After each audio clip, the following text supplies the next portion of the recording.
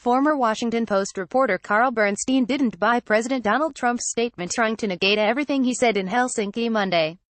The Watergate newsman said that there was nothing credible in what the president has said for the last 2 days. One thing, however, that Trump pointed out twice, was that he's a very stable genius.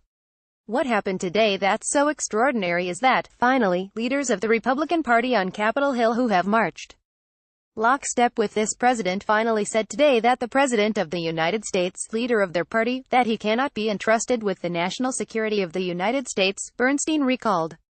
He described it as a unique moment in American history where the American president's loyalties are in question by serious people of both parties.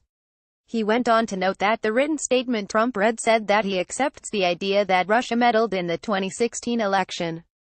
But then he appeared to ad-lib his signature, "no collusion," remarks. "Everybody doesn't agree there's no collusion," refuted Bernstein. "That's what Special Counsel Robert Mueller is trying to find out, and one of the things that we know very well is that there was a meeting in Trump Tower attended by his son in which an attempt at collusion occurred." He said that, in the last few days Trump has thrown the last 75 years of mutual security in the West out the window so that he can have his own relationship with Putin. That relationship was on full display yesterday, Bernstein noted. "So, we now have a real national security emergency in this country in which it is clear to members of both parties and, indeed, the Republican Party leadership is terrified of Trump's base and going after them, but they are also terrified, as CNN's Dana Bash and others have spoken with them, as have I. They are terrified of this president and his conduct of national security business." Host Brooke Baldwin asked what the GOP intends to do about it, but Bernstein said he didn't know and that Trump's presidency and behavior might define the Republican Party in the United States for generations. That is, if they cannot figure out what to do about a rogue president who has no regard for the rule of law, who has no comprehension, it would seem, of our history.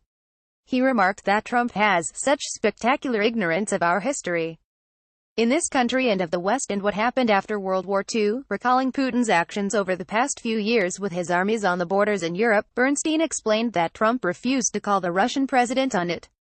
"So, we are in an extraordinary moment in which we will see how the wounds in the past couple of days that Trump has inflicted on himself, whether they may be somewhat mortal, be hard to imagine given what he's survived and thrived on so far, but he is bleeding badly in front of all of us," Bernstein said. "And we are watching a horrible spectacle play out in which we don't know exactly whether we can trust the loyalty of the President of the United States, whether through incompetence, whether through incoherence, or whether through nefarious relationships.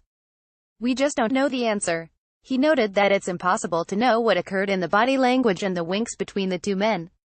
"Can you imagine that here we are talking about whether or not the President of the United States can be trusted with a despot, a tyrannical murder rogue thug, and the President of the United States we're unsure of perhaps whose side he's on or whether he's ambiguous whose side he's on," he closed. Watch the full conversation below.